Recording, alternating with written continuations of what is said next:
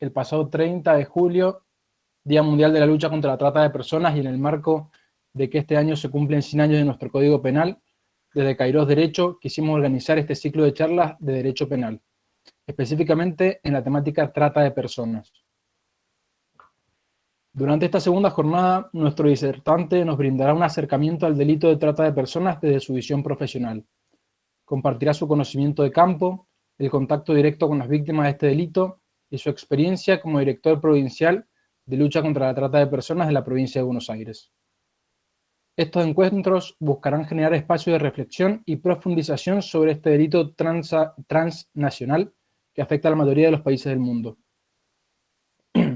En primer lugar, los invito, si les parece, a habilitar las cámaras. Bien, así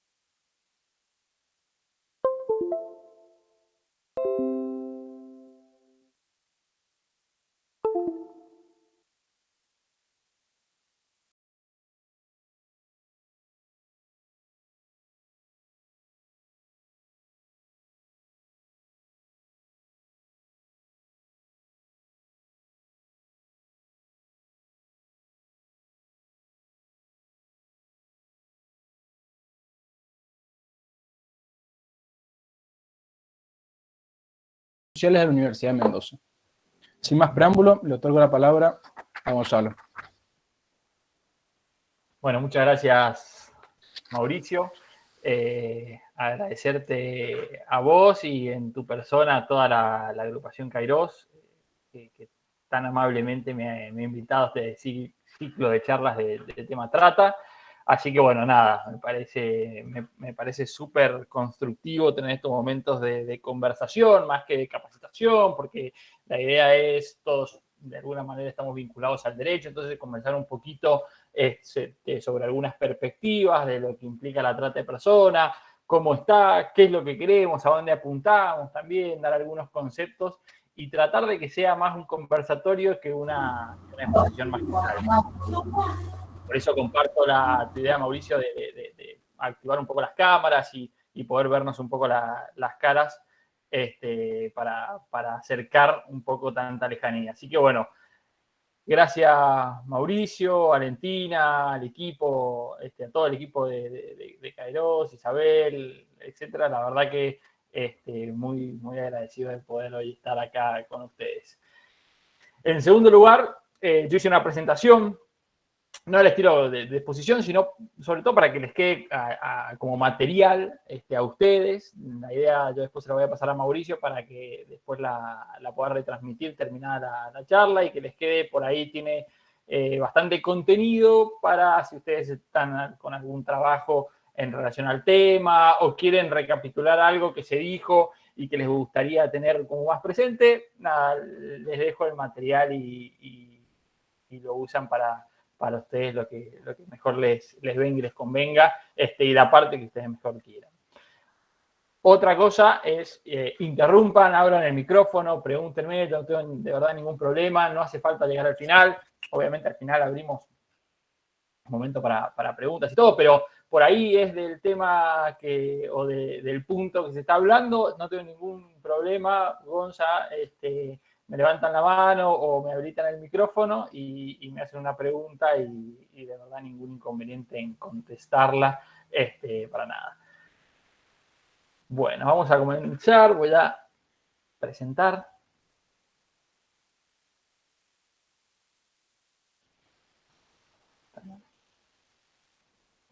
Bien, bueno, lo primero que voy a reiterar es presentarme. Ya la mayoría de las cosas las dijo Mauricio, pero siempre me gusta hacer como una breve presentación porque está bueno saber quién te está hablando o quién está exponiendo.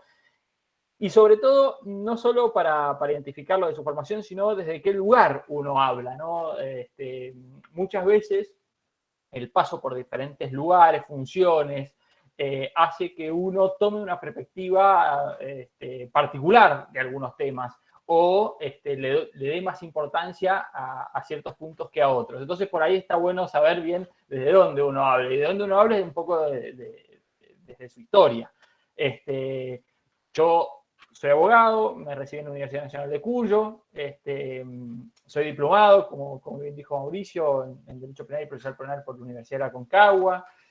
Me especialicé en Derecho Penal en la Universidad de Mendoza, hice un magíster en Derecho Penal en la Universidad de Sevilla, en España. Actualmente estoy cursando el doctorado en Ciencias Jurídicas de la Universidad de Mendoza y tengo estudio de posgrado en Derechos Humanos en la Corte Interamericana de Derechos Humanos en Costa Rica.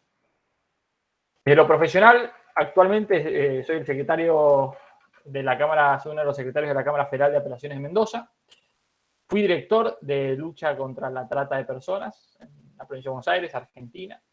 Fui miembro del Consejo Federal de Lucha contra la Trata de Personas en Argentina. Este consejo está integrado por un representante de cada una de las provincias, así que me tocó representar a Buenos Aires. Fui funcionario de la Corte Suprema de Justicia de la Nación y fui funcionario de la Cámara Nacional de Casación Penal, en Buenos Aires también, capital federal. Y anteriormente fui funcionario del Ministerio Público de la Defensa en Argentina. Desde lo académico, como bien dijo Mauricio, soy profesor en la Universidad de Congreso de Derecho Penal Parte Especial. Soy profesor también del módulo de trata de personas del Diplomado en Derechos Humanos de las Mujeres, que lo certifica la Universidad Austral. He dado conferencias a nivel nacional y también internacional, en Perú, Ecuador, Bolivia, Chile también falta ahí. Mi tesis del máster de Sevilla fue la participación criminal del cliente en el delito de trata de personas, cosa que voy a hacer referencia más adelante. Tengo una publicación en Bolivia, que es Trata de Personas, la importancia de un análisis integral del fenómeno, los actores involucrados, año 2019, una publicación en Argentina en recursos de apelación en materia federal, año 2020, y una publicación en España que es Trata de Seres Humanos en Iberoamérica también del año pasado. Bueno, la estructura más o menos del módulo, yo voy a compartir y dejar de compartir permanentemente, pero bueno, también para verles un poco las caras y hablar un poco del tema. La estructura de estas palabras y este encuentro la dividí en 4, para darle cierto orden, ¿no? Nociones generales en cuanto a la trata de personas, y de qué estamos hablando, qué hace referencia al fenómeno, al flagelo de la trata de personas, un poco de parte general en cuanto a la estructura del delito como tal y su relación con la estructura argentina del delito. Tráfico de personas lo puse porque quiero hacer la diferencia con la trata de personas. Quizás tuve la clase pasada, no quedó muy claro, entonces quiero establecer bien las diferencias. Y después me quiero detener para finalizar en lo que es la explotación sexual y la asistencia a la víctima. Todo eso, cada uno de estos puntos lo voy a hablar también desde mi experiencia y desde lo vivido.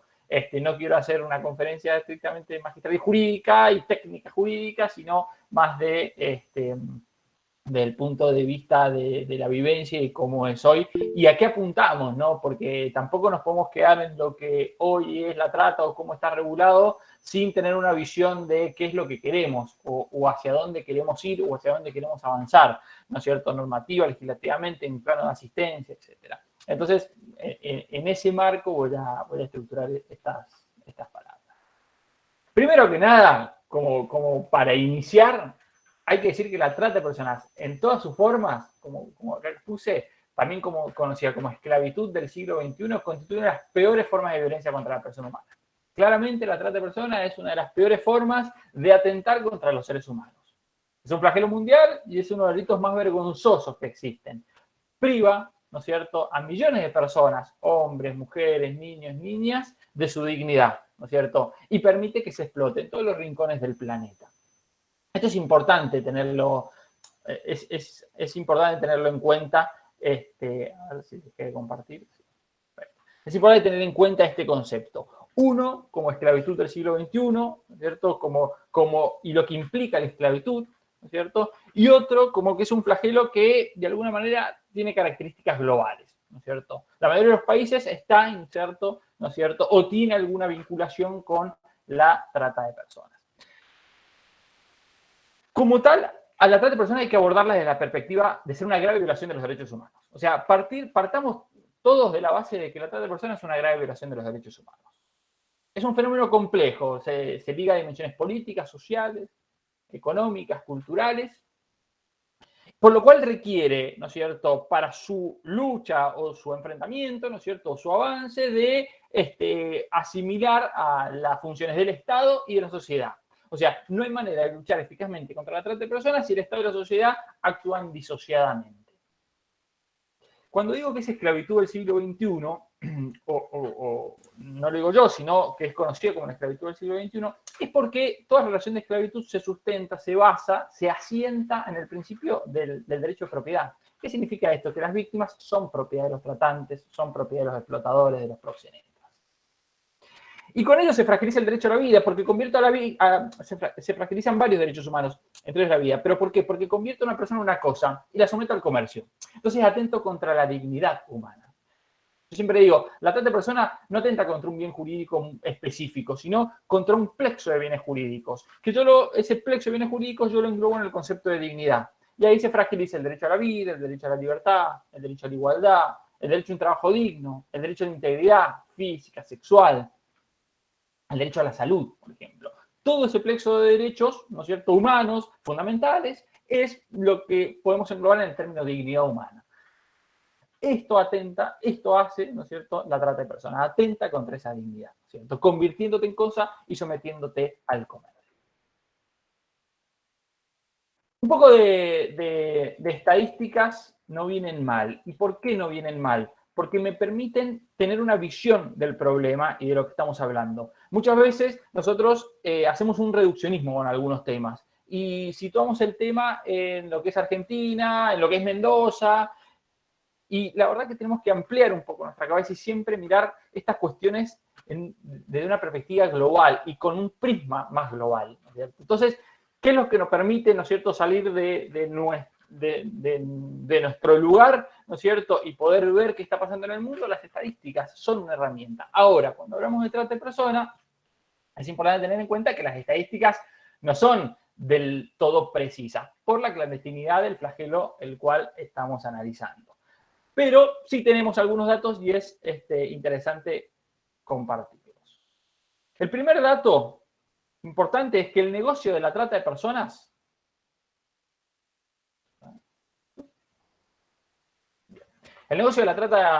mueve aproximadamente 150.000 millones de dólares por año.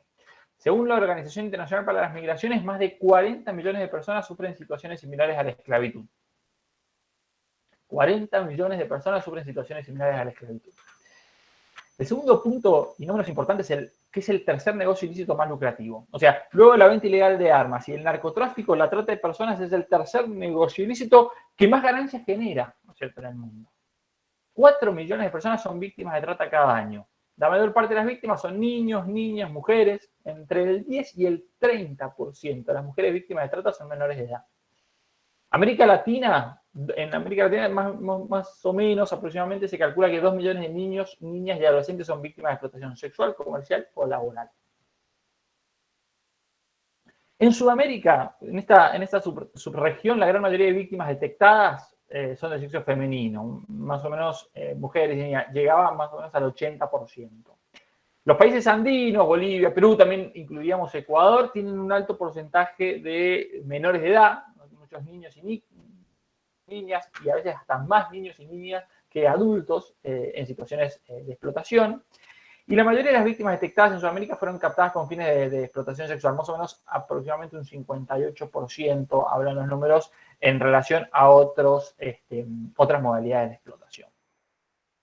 Vamos un poquito a Argentina y este es un dato que nos muestra y que surge a partir del nuevo sistema que generó Argentina para la protección, ¿no es cierto?, y el avance contra la trata de personas. Ya sabemos todos que en el año 2008, o si no sabemos, lo sabemos ahora, en el año 2008 Argentina regula, ¿no es cierto?, con una norma especial, que es la ley 23.364, el delito de trata de personas, y establece organismos de prevención, organismos de protección. Esos organismos de protección empiezan a hacer la contabilización de las víctimas rescatadas, ¿cierto? Y desde ese momento hasta hasta agosto del 2019, que son las últimas estadísticas que me pudieron pasar, el número de personas rescatadas era de 14.505 víctimas. Ahí está, ¿no es cierto?, aproximadamente por año cuántas víctimas fueron rescatadas. Obviamente, muchas veces, y también se dijo la clase pasada, esto no es que el número, por ahí dicen que se infla o no se infla, no. Muchas de las víctimas que empieza por ser víctima de trata, luego por ahí la persona termina siendo condenada por algún delito conexo a la trata de personas. Pero cuando hablamos de estos números, estamos hablando de víctimas de trata y delitos conexos en Argentina. Y esto también de manera ilustrativa, la cantidad de denuncias del 145 del año 2019, más o menos el 50% de las denuncias.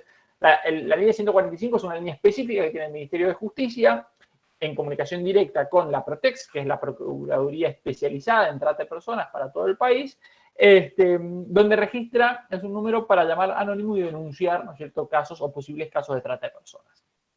Más o menos el 46%, el 50% son por explotación sexual y todas las otras modalidades se dan en el otro porcentaje. Bien. Vamos a hablar ahora un poquito de normas y aunque parezca un poco aburrido, es importante tener en cuenta. Primero que nada, ya les dije que la trata de personas hay que verla, hay que mirarla desde la perspectiva de los derechos humanos. De ser una grave violación de los derechos humanos. O sea, no ir al reduccionismo local, sino ampliar la cabeza y decir, es una violación de los derechos humanos. Y como violación de los derechos humanos, la comunidad internacional se ocupó de tratarla y se ocupó de darle un abordaje especializado. A partir de esto, yo siempre digo que todo esto es lo que se denomina el marco jurídico internacional.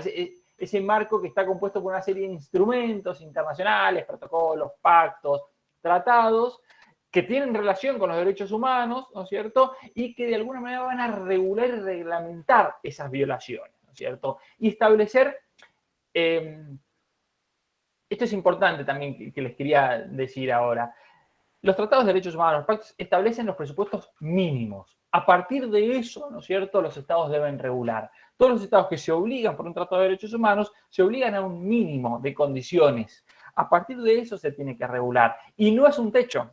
Por eso todas las legislaciones nacionales, etcétera, de los diferentes países que establezcan o regulen la trata de personas, van a establecer como mínimo lo que está en el protocolo de Palermo, que ya lo vamos a ver enseguida. Pero sin techo, ¿cierto? Siempre garantizando que haya una protección mucho más integral de los derechos humanos. Pero realmente para que sean suscritos, para que sean firmados, se pone lo mínimo indispensable. Ese es el piso. Siempre los tratados internacionales, las normas internacionales, y sobre todo cuando hablamos de derechos humanos, establecen los pisos, no los techos. Por eso celebro los cambios que se han dado en la normativa, en la legislación argentina, celebro los cambios que se han dado en la legislación ecuatoriana, boliviana, chilena, ¿no es cierto?, uruguaya, donde todos los países han avanzado un poco más en su legislación, han especificado mucho más y han avanzado a otras modalidades de trata que quizás en la norma internacional no la reguló. No porque no quiso, sino porque establece condiciones mínimas para todos los países, sobre todo para que puedan ser suscrito y firmado. Como antecedentes normativos, yo cito tres, siempre hablando del marco jurídico internacional. La Declaración Universal de Derechos Humanos del año 48, que estableció en su artículo 1 que todos los seres humanos nacen libres e iguales, ¿no es cierto?, en dignidad y derechos. Y en el artículo 4 estableció que nadie estará sometido a esclavitud ni a servidumbre. Primer punto, ya habla, ¿no es cierto?, de la no sometimiento a la esclavitud ni a ningún tipo de servidumbre. Esto como uno de los primeros antecedentes o más importantes del tema trata de personas.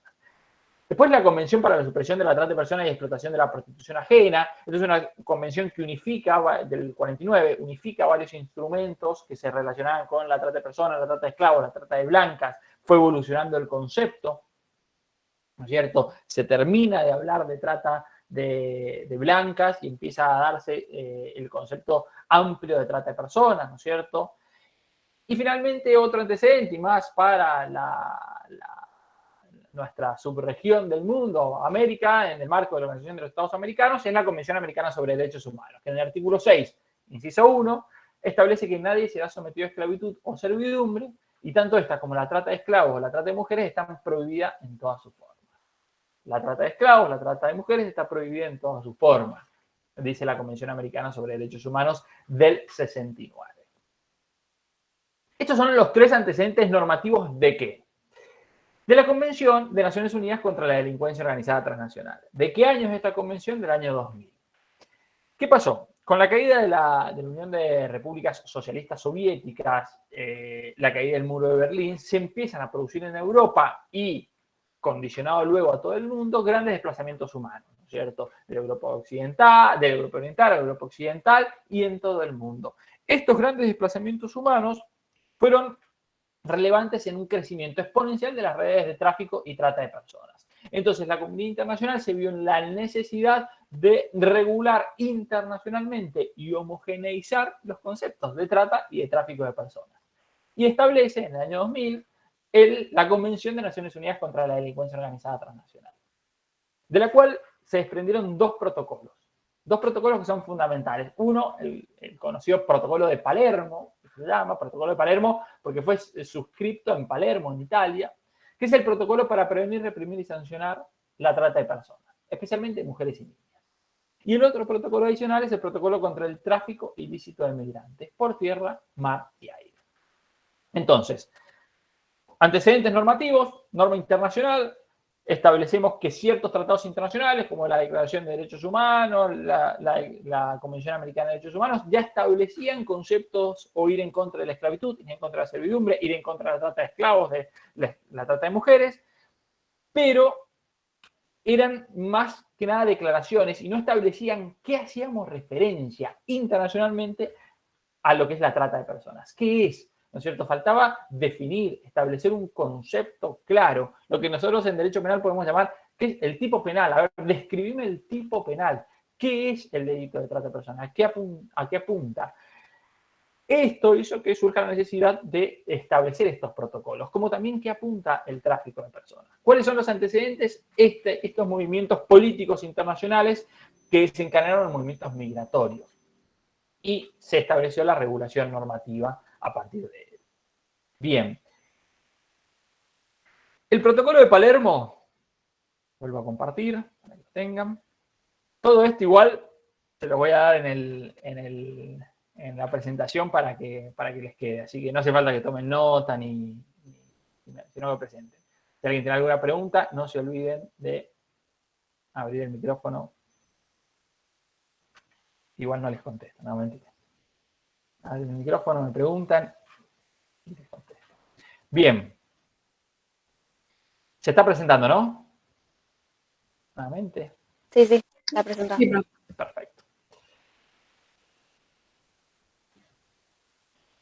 Bueno, protocolo de Palermo. En el preámbulo establece la teoría de las 3P. Cuando hablan de trata de personas, cuando hablamos de trata de personas, siempre van a escuchar la teoría de las 3P. ¿Qué es la teoría de las 3P? Es que la trata de personas, la manera eficaz de combatirla y avanzar contra el flagelo es en base a tres palabras que empiezan con P. La prevención, la persecución y la protección. Prevención. ¿Qué hace referencia a la prevención? Capacitación, sensibilización, campañas, entender lo que es el delito, el flagelo de la trata de personas. ¿A qué hacemos referencia? ¿Cuál es el bien jurídico protegido? Y no en el sentido técnico jurídico, sino qué es lo que afecta a la trata de personas. La trata de personas te convierte en una cosa, objeto del comercio, ¿no es cierto? Y como te convierte en una cosa objeto del comercio, se fragilizan un montón de derechos, entre ellos la vida, tu integridad, el derecho a tu salud, el derecho a tener un trabajo digno. Eso es la prevención. Se previene capacitando, se previene sensibilizando, se previene conociendo el fenómeno, se previene con esto. El segundo es la persecución. no hay manera de avanzar eficazmente contra la trata de personas si yo no, de alguna manera, enjuicio a los responsables, sin que me quede ningún eslabón de la cadena sin el correspondiente reproche penal y punitivo, ¿no es cierto? O sea, que se inicien los procesos, que se investiguen y que lleguen a buen puerto. Y la otra P, que no es menos importante, es la protección. Aquí vamos a proteger a las víctimas. El delito de trata de personas es uno de los pocos, y internacionalmente se reconoció en las normativas, después cuando bajaron a las legislaciones nacionales, que establece cuáles son los derechos que yo tengo que garantizar a las víctimas, ¿no es cierto? Es uno de los pocos delitos. Ya en el año 2000 ya la convención establecía, miren, de este delito a las víctimas le corresponden estos derechos y como Estado hay que garantizárselos. Ya vamos a hablar específicamente cuáles son, ¿no es cierto? Pero ya habla de una protección especial. Las víctimas de este delito son víctimas donde el bien jurídico es tan alto, el daño a los derechos humanos es tan alto, ¿no es cierto?, que muchas veces las víctimas terminan hasta no reconociéndose como tales. Entonces, el nivel de protección tiene que ser muy superior a cualquier víctima de otro tipo de delitos. Por eso es que está reconocido normativa y legislativamente. También se habla, el Departamento de Estado de los Estados Unidos ya habla de una cuarta P. El Departamento de los Estados Unidos, ¿por qué lo menciono? Porque establece como contralor y a manera de herramienta cómo han ido avanzando los diferentes estados en el marco de la OEA y en el marco internacional en la lucha contra la trata de personas. Y habla ya de una cuarta P, ¿no es cierto?, que hace referencia a partnership en inglés, que hace referencia a la asociación. ¿Se acuerdan que al principio yo les dije no hay manera de avanzar contra la trata de personas si la sociedad en su conjunto no avanza con el Estado? O sea, Estado y sociedad trabajando en conjunto para combatir el flagelo. Bueno, ya esto está establecido como la cuarta P, ¿no es cierto?, de acá para el futuro. Pero ya en el 2000 ya habían 3 P. Ahora en el 2018 ya se agrega esa cuarta P también importante. El artículo 2 también del protocolo establece que nuevamente la finalidad dice prevenir y combatir la trata de personas, proteger y ayudar a las víctimas y promover la cooperación internacional. ¿Y por qué hace referencia a la cooperación internacional? Por las características transnacionales del delito. Es un delito que trasciende las fronteras de un Estado. Bien. Y lo define. Y encontramos el primer concepto jurídico penal del delito de trata de personas. ¿Y qué dice el protocolo de Palermo? Acuérdense, presupuestos mínimos. Que nadie les venga a decir que esto es como debe ser legislado. No, esto es como mínimo tiene que ser legislado. De ahí para arriba. El techo se lo ponen los estados. Las convenciones internacionales ponen las bases. Y esto lo repito porque por ahí algunos juristas tratan de confundirlos. Y no, el concepto de derechos humanos y protección de los derechos humanos establece presupuestos mínimos de ahí para arriba, no de ahí para abajo, ¿no es cierto? Bien, el inciso A del artículo 3 define el tipo penal y dice, por trata de personas se entenderá la captación, el transporte, el traslado, la acogida o la recepción de personas, recurriendo a la amenaza, al uso de la fuerza u otras formas de coacción, rapto, fraude, engaño, el abuso de poder, de una situación de vulnerabilidad, o la concesión o recepción de pagos o beneficios para obtener el consentimiento de una persona que tenga autoridad sobre otra con fines de explotación. Entonces establece ciertos lo que se llaman verbos típicos, captar, trasladar, acoger, recibir a una persona. Establece algunos medios comisivos, o sea, de qué manera yo realicé eso, amenaza, rapto, violencia, aprovechamiento de una situación de vulnerabilidad, que voy a hacer referencia a continuación. ¿Para qué? Para explotarla. Con un fin específico que es el fin de explotación. Ahora, ¿qué es explotación? Dice, explotación incluirá como mínimo, fíjense, como mínimo, la explotación de la prostitución ajena u otras formas de explotación sexual, los trabajos o servicios forzados, la esclavitud o prácticas análogas a la esclavitud, la servidumbre, la extracción de órganos, etc. Y después continúa el artículo 3 y tiene 3 incisos más que dicen, primero, el consentimiento dado por la víctima a toda forma de explotación descrita en el apartado del presidente, no se tendrá en cuenta cuando se haya recurrido a cualquiera de los medios denunciados. O sea, el consentimiento no se tendrá en cuenta. ¿Cuándo? Cuando se recurrió a la amenaza, aprovechamiento de una situación de vulnerabilidad, etc. El inciso C dice que la captación, el transporte, el traslado de un niño con fines de explotación siempre se considera trata de personas. Incluso cuando no hayan usado los medios, cuando no haya habido engaño, cuando no haya habido aprovechamiento de una situación de vulnerabilidad. siempre que son menores, siempre va a haber trata de personas. Y por niños se entenderá toda persona menor de 18 años. Fíjense que en este artículo ya se homogenizó a nivel internacional lo que es la trata de personas. ¿Qué dijo el protocolo de Palermo? Miren, a los estados, esto es la trata de personas, esto es lo que todos nosotros firmamos, ¿no es cierto? A partir de esto, para arriba, como ustedes quieran, mejorarlo, ampliarlo, perfeccionarlo, ahora de acá para abajo nada. Y después se estableció en el artículo 5 la obligación de todos los estados a adoptar medidas legislativas de cualquier índole y adecuar su derecho interno al protocolo. O sea, es obligación de los estados adecuar mi normativa a lo que estableció el protocolo. Y el artículo 6, lo que les hablaba, protección a las víctimas. ¿Y cuál es la protección? Protección de la privacidad, protección de la identidad.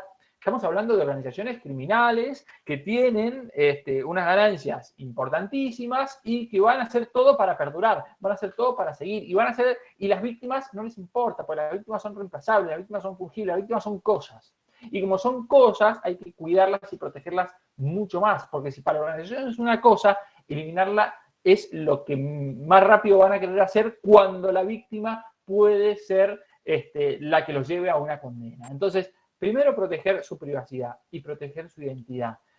Con ello no solo protegemos el devenir de un derecho penal, sino estamos disminuyendo sus niveles de vulnerabilidad, ¿cierto? Para que no sea nuevamente captada. En segundo lugar, información sobre procedimientos judiciales administrativos. A ver, como experiencia, la víctima no solo quería estar bien ella, no solo quería estar cuidada, no solo quería estar protegida, no solo quería tener esa asistencia integral, interdisciplinaria, sino también quería saber qué pasa, ¿no es cierto?, con su captor, qué pasa con la persona que le hizo tanto daño, qué pasa con el explotador. Y eso es algo que es muy importante para su nuevo plan de vida. Yo siempre les comentaba a los equipos de trabajo que la manera, el momento del rescate de la persona no se produce en el momento del allanamiento. El momento del rescate de la persona se produce cuando junto con ella empiezo a tramitar o a transitar un nuevo proyecto de vida, lejos de la explotación. Ese es el verdadero rescate, ¿no es cierto? El momento del allanamiento es un hecho, un hito importante, pero yo no la rescato a la persona en ese momento. En ese momento empiezan las tareas de rescate. Yo la rescato cuando disminuyo esos niveles de vulnerabilidad y junto con ella empezamos a transitar un nuevo proyecto de vida. ¿Y cómo disminuyo sus niveles de vulnerabilidad? Y dándole la asistencia de vida, capacitándola, formándola, regularizando su situación migratoria. Muchas veces lo único que necesitaba la persona para trabajar es tener sus papeles al día, que no los tenía. Y que eso fue utilizado o aprovechado por la red, ¿no es cierto?, para explotarla. La captaron a partir de eso y la explotaron. Y durante meses, ¿no es cierto?, obviamente le llenaron la cabeza diciéndole que si venía la policía era por ella, porque estaba ilegal en nuestro país, o porque estaba ilegal en un país extranjero. Y es normal, ¿no es cierto?, que te sientas vulnerable. A cualquiera de nosotros, que yo lo veo a Mauricio, lo veo a Carla, se nos pierde el pasaporte, estamos de vacaciones en Chile, se nos pierde el pasaporte, el documento, etcétera, ya nos sentimos como que estamos sin la herramienta para volver, nos sentimos vulnerables. Imagínense una persona que no tiene formación o que tiene un conjunto de vulnerabilidades económicas, sociales, culturales, quizás hasta idiomáticas, para decir, sí, verdaderamente me considero cierto ilegal, me considero en falta con la normativa. Entonces, desde el momento que empieza, ¿no es cierto?, la captación, ya empieza a dirigir el discurso para que, mira, si viene la policía, vos tenés que decir esto, vos tenés que decir que estabas acá porque vos querías, de ninguna manera vas a decir que estabas acá explotada, ni que te captamos, ni que te pagamos el pasaje, ni que vos no recibís plata, no, ni que recibís atención médica. Entonces, ¿por qué es importante tener en cuenta estas cosas? Porque después los testimonios de las víctimas nos ayudan a valorarlos mejor. Y no podemos hacer caer todo el peso de un proceso penal en lo que la víctima declare, ¿cierto? Tenemos que independizarnos. Por eso es que se modifica la normativa y se establece que el consentimiento de la víctima no va a tener ningún efecto a los fines de la responsabilidad penal, civil, administrativa. Porque le tenemos que sacar ese peso a la víctima que lo único que hace es revictimizarla, ¿no es cierto? Y las pruebas para enjuiciar los delitos de trata tienen que prescindir un poco de la víctima, tenerla, que declare, darle todas esas posibilidades, pero prescindir de la víctima los efectos de el procesamiento o la posterior condena, ¿no es cierto? Prescindir de esa prueba, ¿no es cierto? Porque es una prueba, porque es una víctima que ha sido afectada en sus derechos fundamentales más importantes, ¿cierto? Y donde la víctima en un primer momento no se considera víctima, porque el captor le hizo creer durante mucho tiempo que era el único que le hacía un favor, trabajándola, dando esa oportunidad. Y también le hizo saber desde el momento que empezó que lo único que servía a la persona era para ser explotada. O sea, para estar en un prostíbulo, para estar en un taller clandestino.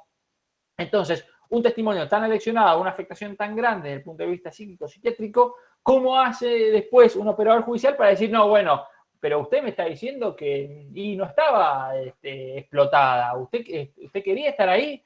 Y las víctimas no saben qué decir. Y además tienen sobre su cabeza y sobre sus espaldas la amenaza constante de organizaciones criminales, que no solo la amenazan a ella, amenazan a la familia. Entonces, banalizar la declaración de una víctima o que nos parezca gracioso decir, che, acá no hay trata, porque en realidad la víctima dijo tal o cual cosa, eso no se puede permitir, no lo podemos permitir. Y acá vuelvo a poner el acento. Las declaraciones de las víctimas hay que entenderlas bajo este concepto. Si nosotros no vamos a todo lo que yo dije anteriormente, por ahí nos parece más analizable o cuestionable la declaración de una víctima. Cuando nosotros entendemos el fenómeno, vemos que no podemos decir eso de una víctima, ¿no es cierto? Que tenemos que prescindir un poco de sus declaraciones, ¿no es cierto? Que lo que tenemos que es protegerlas, que lo que tenemos que ayudarlas, ¿no es cierto? No obligarlas a ser las responsables de que sus captores estén presos, ¿no es cierto? Entonces, eso quería hacer ese minuto de pausa para explicar un poco eso respecto a las declaraciones. Después hay una cuestión que es la asistencia integral. La asistencia integral es integral interdisciplinaria. Integral interdisciplinaria porque generalmente la asistencia se hace o se procura hacer con equipos que tengan abogados, porque precisa un asesoramiento jurídico, desde el momento que la víctima es rescatada, desde el momento del allanamiento, etcétera, empieza un devenir indefectible proceso penal y la víctima necesita tener un asesoramiento jurídico de confianza, ¿no es cierto? Donde le pueda explicar, ¿no es cierto?, cuál va a ser el devenir judicial, cuál va a ser el devenir judicial de su captor, tener una cercanía. Una asistencia claramente psicológica, con un psicólogo, y una asistencia social. La asistencia social viene dado con cuáles son las necesidades de hoy en día, qué es lo que la víctima necesita hoy, ¿no es cierto? ¿Cómo soluciona su problema de hoy? Porque la víctima que ha sido explotada, que no tiene casa, que no tiene lugar donde, le tengo que solucionar ese conflicto. Y para eso está una red establecida, ¿no es cierto?, en Argentina, con los puntos focales en todo el país, donde hay refugios, donde hay asistencia, donde hay normativa que les provee ciertas cosas. Y si la red es mucho más importante, está también el programa de protección de testigos, que también es utilizado por las direcciones de trata para cuidar a algunas víctimas.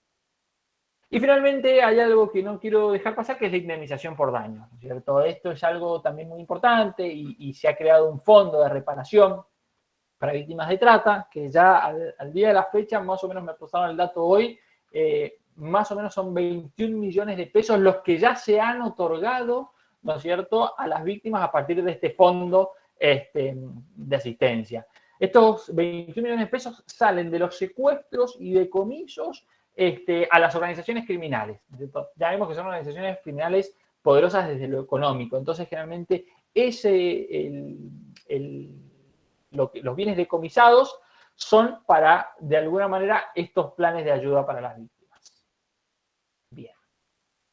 Vuelvo a compartir un segundo. ¿Alguien tiene alguna consulta, alguna pregunta?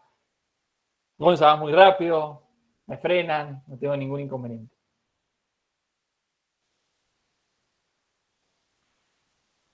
Compartido. ¿Estoy compartiendo o no? Ahora no soy nada. No soy nada. Perfecto. A ver. Compartir una ventana. Soy muy experto en tecnología, pero intento. Ahí sí, ¿no? Ahí perfecto.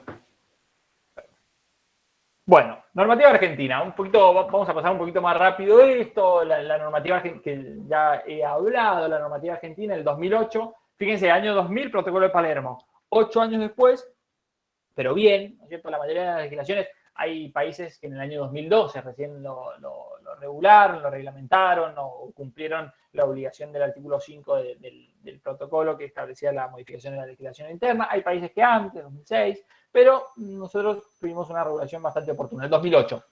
La ley 26.364, y se modificó en el año 2012, diciembre del 2012, con la 26.842.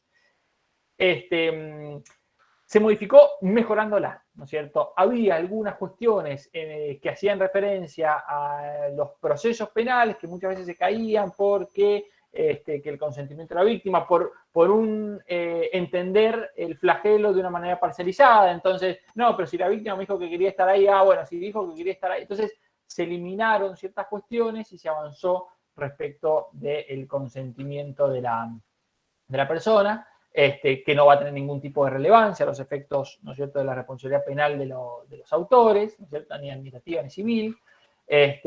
Así que se hizo un perfeccionamiento muy atinado, muy consecuente con los avances. Siempre cuando hablamos de trata, y específicamente no en relación al flagelo, sino en relación a su reglamentación jurídica y su tipificación, es algo moderno. Imagínense que en el 2000 recién tenemos una tipificación y en el 2008 recién ingresa al Código Penal argentino, 2008, ingresa al Código Penal argentino y se modifica en el año 2012. Muy atinadamente. Bueno, ¿cómo lo entendemos nosotros? Y se agrega, por ejemplo, un verbo típico. ¿Cómo lo entendemos nosotros a la trata de personas? Como el ofrecimiento, la captación, el traslado, la recepción o la acogida de personas con fines de explotación, ya sea dentro del territorio nacional o desde o hacia otros países. En ocasiones, para eso, entonces, ¿se acuerdan que el protocolo de Palermo establecía una organización tripartita del tipo penal? Establecía verbos típicos, ¿no es cierto?, la captación, el traslado, la recepción, la acogida de personas. Medios comisivos, manera de cometer esos verbos típicos, aprovechamiento de una situación de vulnerabilidad, amenaza, rapto, fraude. Y la finalidad de explotación. Argentina lo legisla primero así, pero después modificamos en el año 2012 y sacamos los medios comisivos, pasa a ser un agravante. Excelente, excelente. O sea, el medio comisivo agrava la situación, porque vos, además, yo te estoy probando, además de la captación, te estoy probando que utilizaste, ¿no es cierto?, la amenaza, el abuso de la situación de vulnerabilidad, etc. Entonces, agrava, ¿no es cierto?, el elemento, el tipo básico. Y la finalidad de explotación. Entonces, verbo típico y finalidad de explotación se dan los elementos objetivos del tipo simple. Si además se utiliza la amenaza, la violencia, el fraude, la intimidación o el aprovechamiento de una situación de vulnerabilidad, yo te agravo el tipo penal.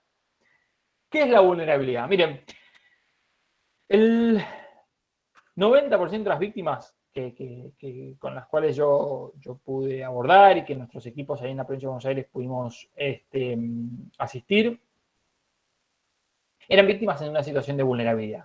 ¿Qué es la vulnerabilidad? Ya ahí puse un concepto muy simple de vulnerabilidad. Dice, implica tener menores herramientas para hacer frente a las vicisitudes o a las dificultades de la vida.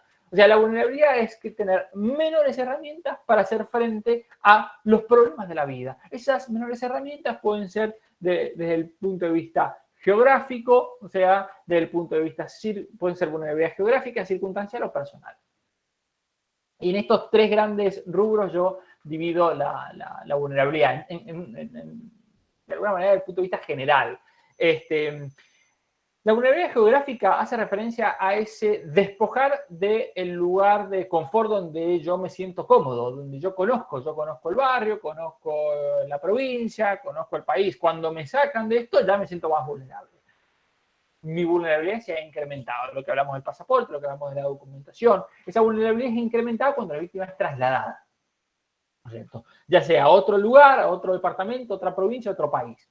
Esa es la vulnerabilidad geográfica. La vulnerabilidad circunstancial es una vulnerabilidad que se da en un momento determinado de tu vida, como por ejemplo una crisis económica, ¿no es cierto?, problemas de trabajo. Esto hace que la persona tenga menores herramientas para hacer frente cuando la persona tiene una familia que mantener, hijos, etcétera, la hace más vulnerable no tener, por ejemplo, cuestiones económicas. Y después tenemos las vulnerabilidades personales. Las vulnerabilidades personales yo incluyo dentro de este concepto todo lo que tiene que ver con la persona, por ejemplo, discapacidades, cuestiones que tienen que ver con la manera de desenvolverse de la persona que ya no es una circunstancia, sino está en la estructura misma. ¿Qué sé yo?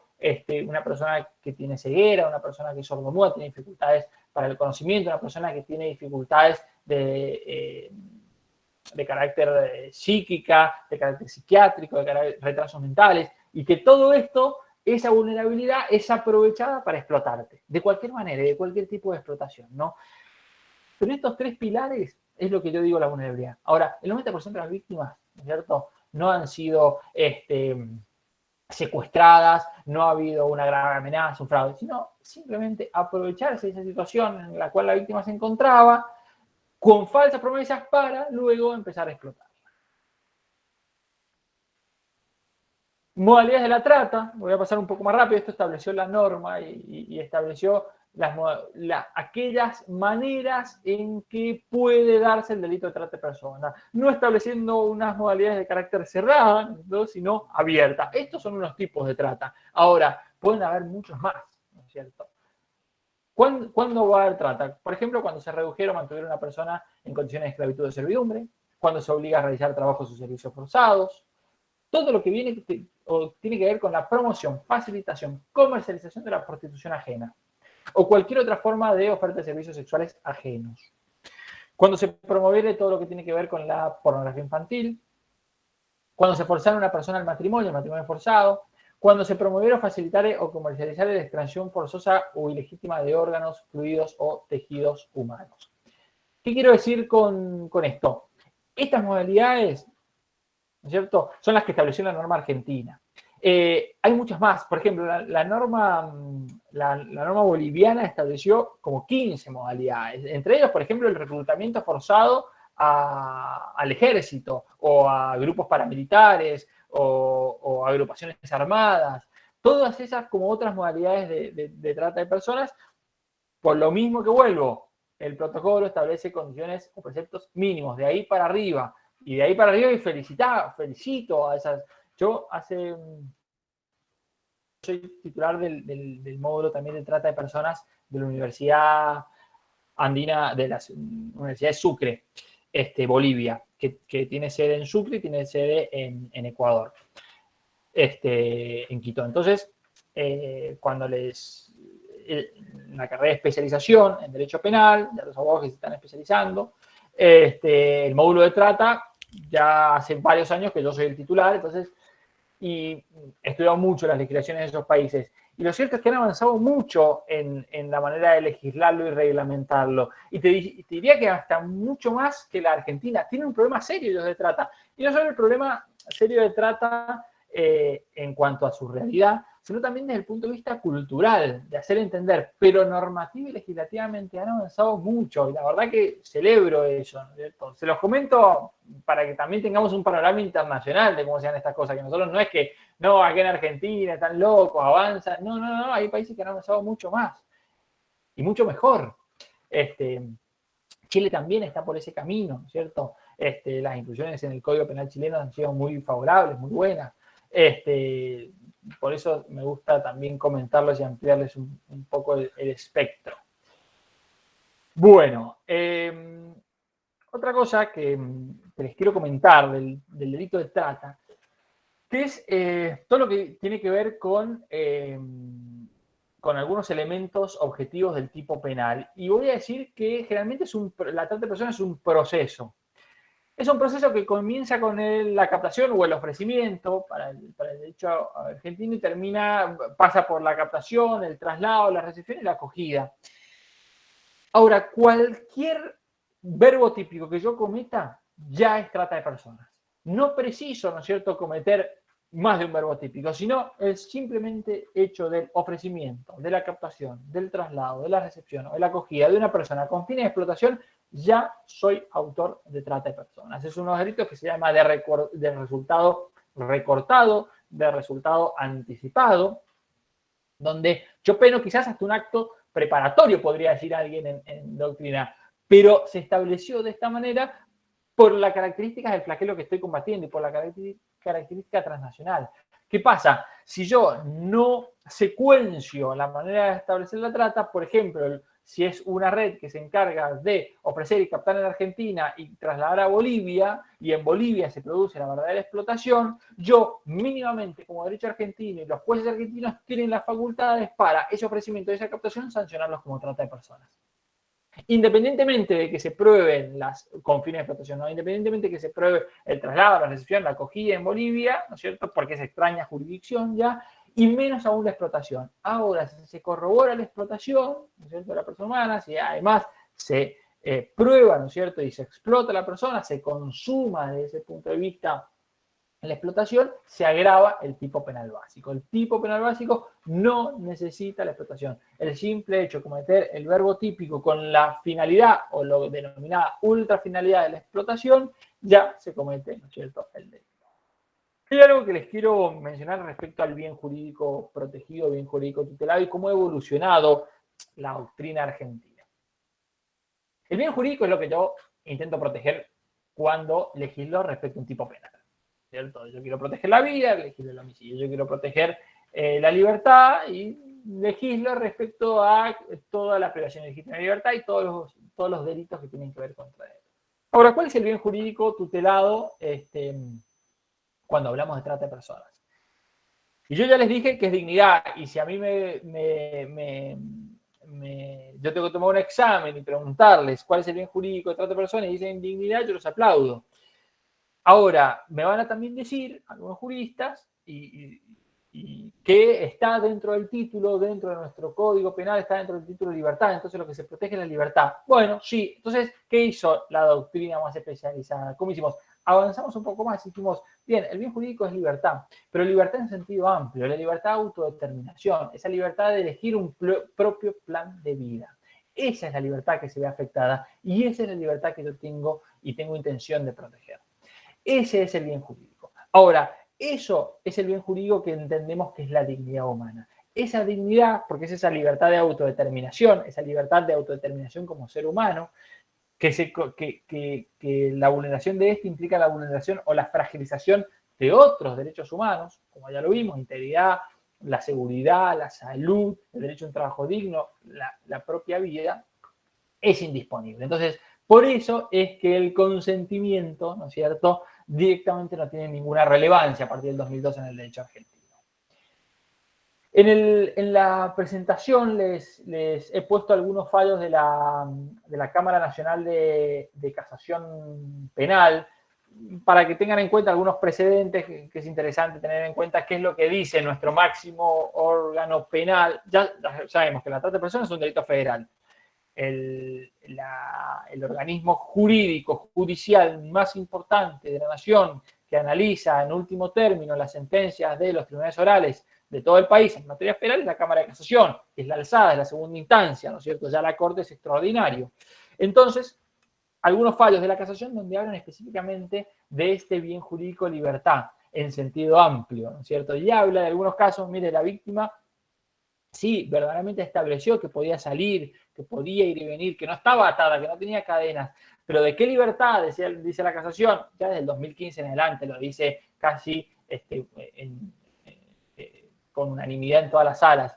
¿De qué libertad me estás hablando cuando la libertad es simplemente superflua, es simplemente superficial que no esté atada, porque verdaderamente no tiene manera de establecer un propio plan de vida, no tiene manera de salir, una persona que no conoce el lugar donde está, que está en el medio de un campo, donde ni siquiera sabe, donde hay guardias armados, donde no tiene esa verdadera libertad, ¿no es cierto? Esa verdadera libertad de autodeterminación, de elegir ese propio plan de vida, ¿no es cierto? No te la dejan ejercer, simplemente no estabas atado, o sea, simplemente permitían que caminaras, que fueras de un lugar a otro, pero no esa verdaderamente libertad de elegir dónde quiero estar.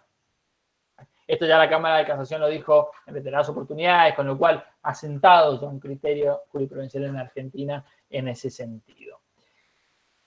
Otra cosa que les quería compartir, y más, y en este tema de la libertad y la asistencia a la víctima y el verdadero rescate, es un poco algunas imágenes sacadas por mí y por mi equipo,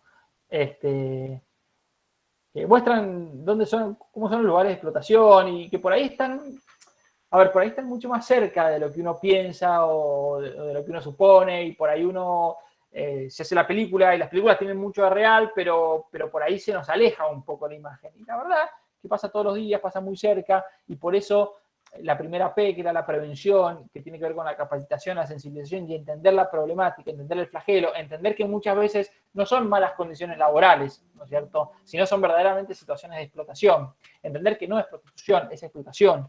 Eso nos lo da muchas veces el día a día y nos lo da las cosas que uno ha vivido, y el haber estado cerca de las víctimas y entender, ¿no es cierto?, muchas maneras de expresarse y de compartir.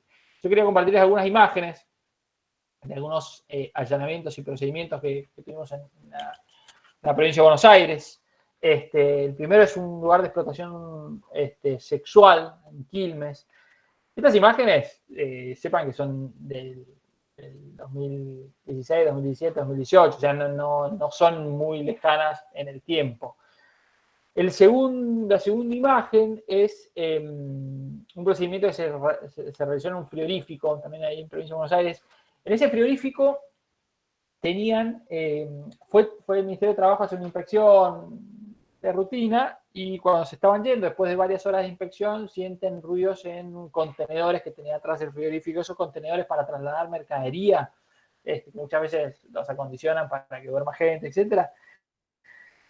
Luego van a los contenedores, abren los contenedores y había un montón de gente en los contenedores queriendo ya salir, que eran trabajadores del frigorífico, que como los tenían en negro y explotados y sin documentación, los habían metido en esos contenedores. Obviamente automáticamente llamaron a la división de trata de personas, a la dirección, y acudimos. Y verdaderamente no eran malas condiciones de trabajo, eran verdaderas situaciones de explotación.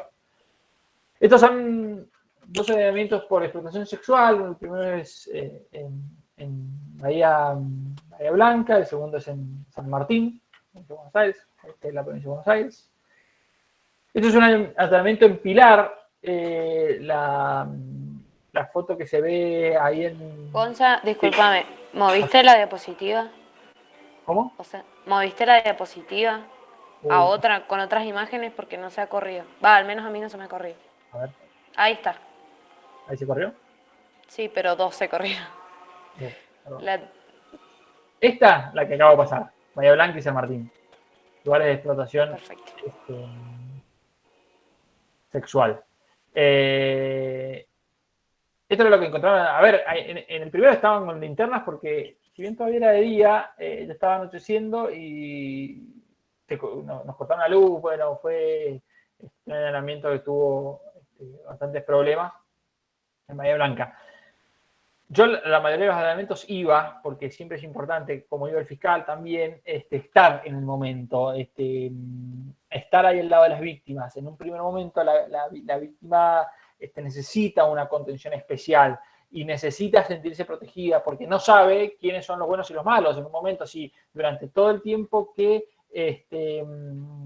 entré y estuve y estoy, me dijeron que la policía era la mala, que la policía me va a llevar presa, muchas veces fuerzas policiales o de seguridad eran parte o tenían cierta complicidad con el lugar. ¿De qué manera yo de un día para el otro puedo entender que esto es positivo para mí? Entonces era importante la presencia de las direcciones, era importante la presencia del equipo de asistencia. No se allanó en la provincia de Buenos Aires si no era con el equipo de asistencia, y eso celebro y felicito a la organización y el gran trabajo conjunto que se pudo lograr entre las fiscalías y la dirección de trata. Ahí no sé si ya se pasó. ¿Me pueden confirmar la imagen? No, profe. Bueno, no se pasa. Viste que no era tan bueno con la tecnología. Está en la diapositiva en la que las personas tienen PFA escrito atrás. Esa es la que yo estoy viendo. Vamos a volver a presentar. Vamos ahí, pling. Compartir. Una persona dice PFA. Bueno, otra de las cosas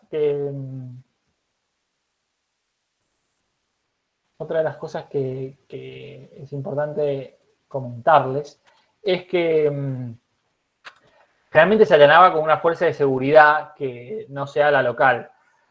Por varias razones. La primera es porque muchas veces estas organizaciones criminales no son bebé de pecho. Entonces tienen relaciones y tienen infiltrados en las fuerzas de seguridad. Entonces, y otra de una es por eso, para evitar que el victimario que iba al lugar de repente se transforme en salvador. Y que la víctima lo lleguen a reconocer. Entonces, evitar cualquier tipo de... Y otra de las cosas era para que evitaran que avisaran. Realmente era una fuerza que no conocía el lugar tampoco, que se le decía una dirección, teníamos un punto de encuentro y desde el punto de encuentro, recién ahí, ¿no es cierto?, a 10 minutos de saber dónde es cuando definíamos a dónde se iba. Son ciertas condiciones de seguridad que son importantes para que el procedimiento no fracase. Estos son talleres clandestinos en La Matanza de ropa. Era impresionante ver una máquina al lado de la otra, el ruido ensordecedor, los niños allá al lado, el que no podía trabajar estaba allá al lado sin instruirse, sin recreación. Y bueno, eso más o menos es un poco de reflejar en imágenes lo que era el trabajo, lo que es el trabajo diario con los lugares de allanamiento, y a partir de ese momento empezaba la asistencia. Obviamente no hay fotos ni imágenes de las víctimas, por razones obvias, ¿no? Pero bueno, eso refleja un poco dónde estaban y cuáles eran las condiciones, ¿no?, de la víctima. Me acuerdo del allanamiento en Pilar, eran 106 personas, 106 trabajadores de Santiago del Estero, que los habían traído en micros, ni siquiera sabían dónde estaban, no sabían si estaban en Buenos Aires, si estaban en Mendoza, si estaban en La Pampa, trabajaban en la cosecha de arándanos. Cuando entramos era un galpón en Pilar, donde había cuchetas triples, o sea, 3 camas, separadas cada 20 centímetros, 106 personas, todas juntas en el mismo galpón. Nos ponen a 7 personas nosotros a convivir en un departamento con toda una semana y ya empiezan los primeros problemas. Imagínense, 106 personas en cuchetas triples conviviendo y trabajando desde las 5 de la mañana hasta las 10 de la noche, donde el baño eran 2, ¿no es cierto? 2 que ni siquiera eran baños, eran las letrinas esas, y una ducha para toda la gente, para todas las personas. Malas condiciones de trabajo, miren, hay juristas, hay defensores que van a seguir diciendo, no, son malas condiciones de trabajo, no, verdaderamente son situaciones similares a la esclavitud. Y eso es verdaderamente trata por explotación laboral. Por eso es la manera de entenderlo, entender los conceptos bien, para abordarlos jurídicamente bien. Y no estamos hablando de cuestiones menores, estamos hablando, o cosas que pasan muy lejos, cosas que pasaban a 40 minutos del obelisco. O sea, yo a los 40 minutos volví al obelisco, ¿no es cierto? Entonces, y pasan aquí en Mendoza, y por ahí las defensas, o por ahí la manera de entenderlo, quizás hasta hace años atrás, nosotros entendíamos que un cosechador puede dormir en una carpa y que no importa, porque en realidad está peor de donde viene, porque en Santiago del Estero... No, esa no es excusa para explotar a las personas, para explotar a la gente, para explotar al trabajador, ¿no es cierto? Al trabajador hay que darle condiciones dignas y mínimas de trabajo, ¿no es cierto? Y nosotros lo debemos entender. Y el que hace esto no es que está dando malas condiciones de trabajo, está explotando personas. Que tenemos que entender. Esa manera, ese pensamiento lo tenemos que traducir a la normativa, ¿cierto? Por eso dice, una cosa es la norma, como está, y otra cosa es a qué queremos apuntar, hacia dónde vamos, qué es lo que le podemos mejorar para evitar que un artilugio legal haga que un tratante quede libre, que un tratante no tenga el verdadero reproche penal que merece o que necesita. Y no basarnos en, no, bueno, porque en realidad una norma de 1936 dice que la pena para el que administra casa de tolerancia. No, señores, por eso me pongo firme en este tema. No vengamos con normativa de hace 60 años cuando toda la normativa cambió y cuando nuestra visión tiene que ser qué es lo que queremos hacer. ¿A qué queremos en el derecho argentino, en el derecho internacional? ¿A dónde vamos para evitar que esto suceda? Entonces, ¿cómo podemos darnos las herramientas necesarias para enjuiciar a todos los responsables y con ello prevenir bien el delito, proteger bien a las víctimas y que este flagelo disminuya? Y hay países que han avanzado mucho más. Suecia, en el año 2000, por ejemplo, Tampoco quiero extenderme mucho, por eso quiero avanzar un poco más rápido. Pero Suecia en el año 2000 penalizó al cliente. Mi tesis del máster y mi tesis que estoy trabajando en el doctorado es la responsabilidad criminal del cliente. Y cómo esto influye positivamente en la lucha contra la trata de personas, ¿no? Ahora, el cliente, esa persona que quiere ser un mero testigo, en un momento, en un lugar determinado, es un partícipe necesario del delito o un criminal más. Suecia avanzó en el año 2000 y con ella han seguido un montón de países, Finlandia, Noruega, etcétera, penalizando al cliente. Y con ello disminuyó un 70% los niveles de trata de personas en Suecia. Imagínense la importancia de tener esas herramientas jurídicas y siempre pensar para adelante, no para el pasado. O sea, siempre tratar de decir, bueno, si esto no se adecúa a donde queremos ir, lo tenemos que modificar. La mayoría son jóvenes y lo veo a Mauri, etcétera, y de la universidad, y recuerdo cuando yo estaba ahí recorriendo los pasillos de la facultad. Lo que tenemos, lo tenemos que ver desde un lugar y con una mirada hacia adelante, no hacia atrás. No decir, no, bueno, pero en realidad esto está así, en realidad... No. Este es el problema. Bueno, ¿cómo hacemos para avanzar contra este flagelo? O sea, ¿qué es lo que nos falta? ¿Nos falta normativa? ¿Nos falta legislación? Bueno, nos dieron la base. De ahí para arriba nos dan libertad. Bueno, avancemos con eso. ¿Qué nos falta en Argentina para dar unos pasitos más en esa lucha contra la trata de personas? Bueno, estas 2 o 3 cositas. Bueno, avancemos.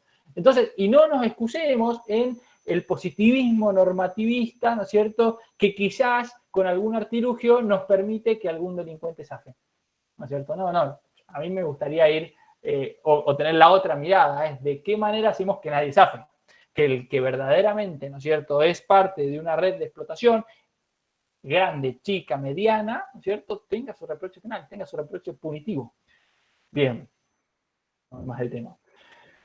Hay 2 casos a nivel internacional que se los voy a dejar en el PowerPoint que le voy a pasar a Mauri, que son los 2 casos donde la Corte Interamericana de Derechos Humanos, nuestro máximo órgano judicial en América, y como parte de un sistema interamericano de protección de los derechos humanos, tuvo la oportunidad de expedirse en 2 casos, en el año 2016 y en el año 2018. Uno es el caso Hacienda Brasil Verde contra Brasil. Es un caso por explotación laboral. Y el otro caso es el caso Linda Loaiza López Soto contra Venezuela. En ambos casos, la Corte lo que hace es habla de lo que es la trata de personas, habla de lo que es la esclavitud. En el caso de Linda Loaiza López Soto, habla de la esclavitud sexual, ¿no es cierto?, y todo lo que tiene que ver con la explotación sexual. Y en el caso de la Hacienda Brasil Verde, era un lugar de explotación laboral, muy similar a lo que les conté que les pasaba acá. Tenían un montón de trabajadores en situaciones similares a la esclavitud, donde tenía guardias armados, etcétera, donde hace un desarrollo de la Corte muy interesante y condena al Estado de Brasil, ¿no es cierto?, por violación a los derechos humanos, y entre otras cosas, en ambos casos los condenan a los estados porque permitieron que eso pasara. Y una de las maneras de permitir que la explotación y la esclavitud pasara es no haber adaptado su normativa interna y que sea acorde a impedir que estos casos sucedan. Imagínense, 2 países de América fueron condenados porque no adaptaron la legislación de manera adecuada, ¿no es cierto? Uno para impedir que la explotación laboral se diera, y otro para impedir que la explotación sexual se diera, que hicieran casos de esclavitud sexual, que finalmente hasta se tipificaron mal, ¿no es cierto? Y se la tipificaron como a la persona que estuvo sometida a esclavitud sexual, como lo califica la Corte, le habían puesto privación extrema de libertad y lesiones gravísimas, nada más. Una persona que después de 4 meses de explotación tuvo que estar 6 meses internada y se le hicieron 16 cirugías reconstructivas. O sea, y a eso Venezuela dijo que había habido una mínima privación de libertad y lesiones gravísimas. Y no habló, y le pusieron 6 años de prisión al responsable, y no habló de una verdadera esclavitud sexual. Entonces, la Corte Interamericana dice, por un lado hay una violación de los derechos humanos, y por otro lado, manejá y mejorá tu derecho interno, ¿no es cierto? Porque no estás regulando de la manera que tenés que regular. Además de la debida diligencia, investigar bien los casos, etc. Entonces, no, tampoco lo tenemos tan liviano porque hay organismos internacionales que ven esto. Entonces, nosotros tenemos que regular de la manera que más proteja o más garantice los derechos humanos de las personas y de las víctimas. Son dos casos muy interesantes. Les cuento un poquito el caso de Brasil que de los dos casos tengo videos de las víctimas hablando, ¿no? Pero el caso de Brasil, el video es muy cortito, entonces se los cuento un poquito para que después les paso el video y lo vean. Es un video cortito de la audiencia. Porque que te hable ver a la víctima hablando y declarando de una perspectiva mucho más importante de lo que es el flagelo.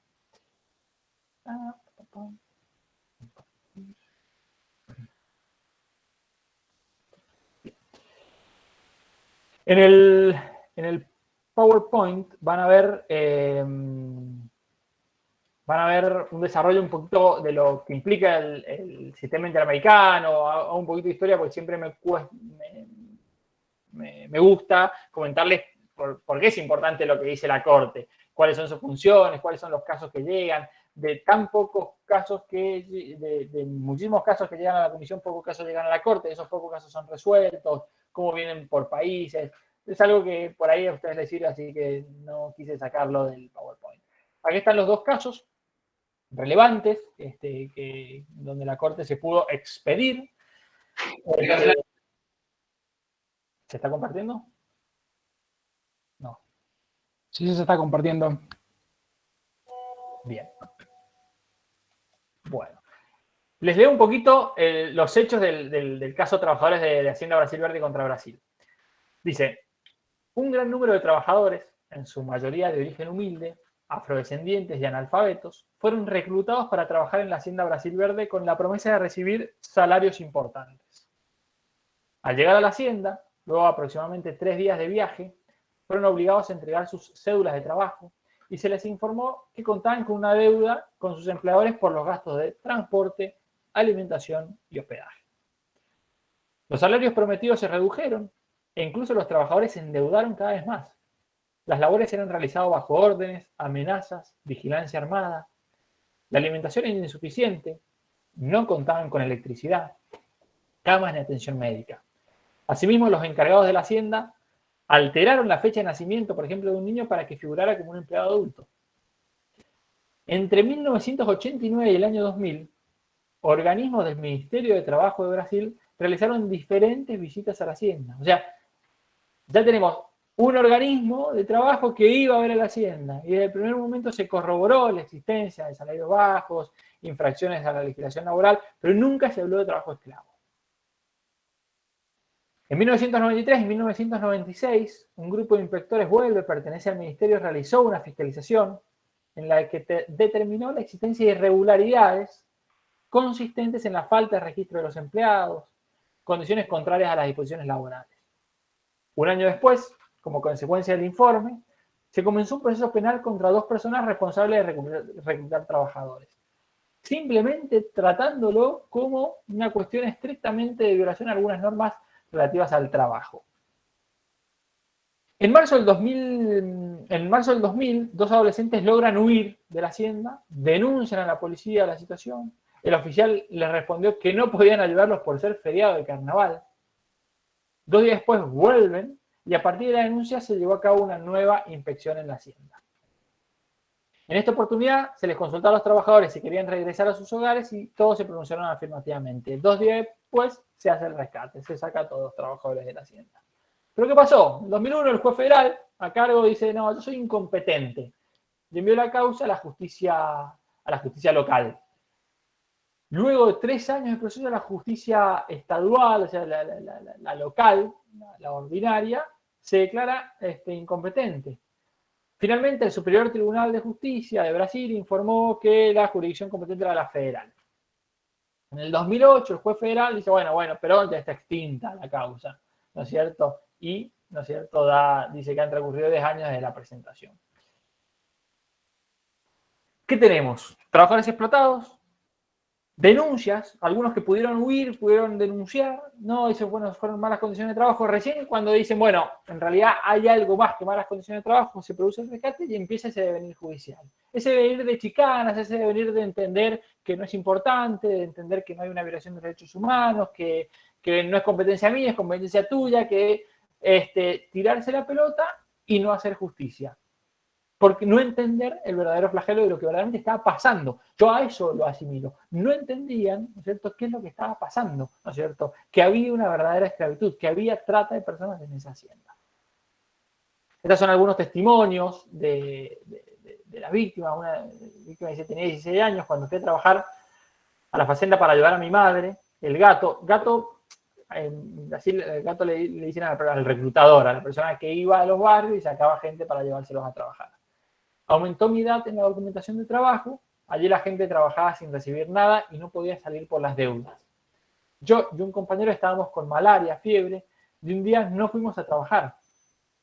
El gato apareció y nos dijo, ¿por qué no fueron a trabajar, vagos? Enseguida el pistolero nos amenazó, entonces os matamos ahora, y nos golpeó. Este es un recuerdo que no olvidaré nunca.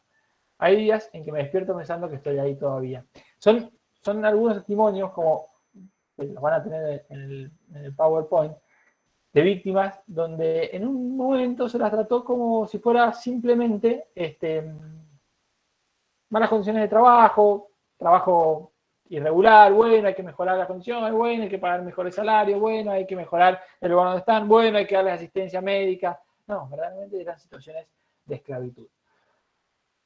Voy a ver si puedo, si la tecnología me acompaña, y compartirles mi video que es de una declaración de la víctima. A ver, vamos a ver. Déjame un segundo de paciencia.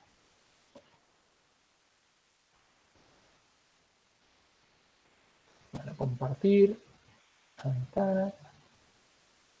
Editor. Porque por ahí lo que pasa es que no se escucha bien. ¿Se ve?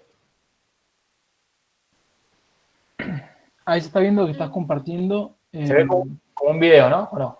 Sí, se ve negro todavía. Ah, se ve negro. Bueno. A ver.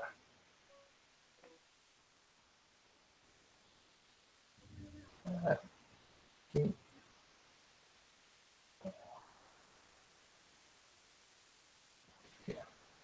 Bueno. A ver si se escucha. Meu nome é Marcos Antônio Lima. ¿Se escucha? Tenho Sí, se escucha. 38 anos. Sou um ex-escravo da Brasil Verde. Eu estou aqui. Eu quero pedir encarecidamente à corte que ajude a gente. Que ajude. Que nós fomos mantidos de escravo lá na fazenda. Vou contar um pouquinho da história para vocês. A gente chegou um rapaz aí do Pará prometendo boa condição de trabalho para a gente foi. Chegamos lá, não era o que ele prometeu para a gente.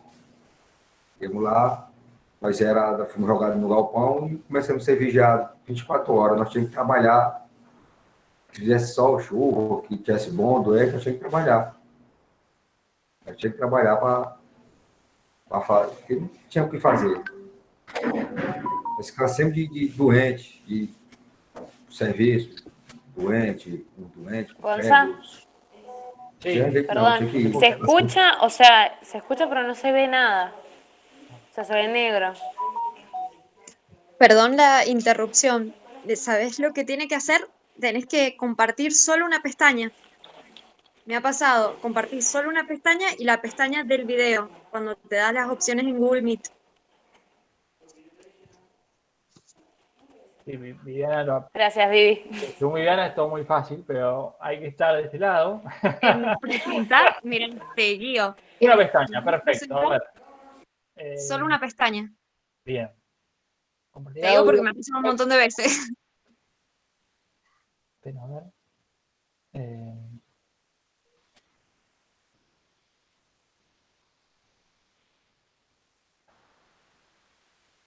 Compartir. una pestaña, pero no me sale. Puede ser porque Bueno. sea un video que está descargado. Creo que está descargado, pero bueno. Bueno, no importa.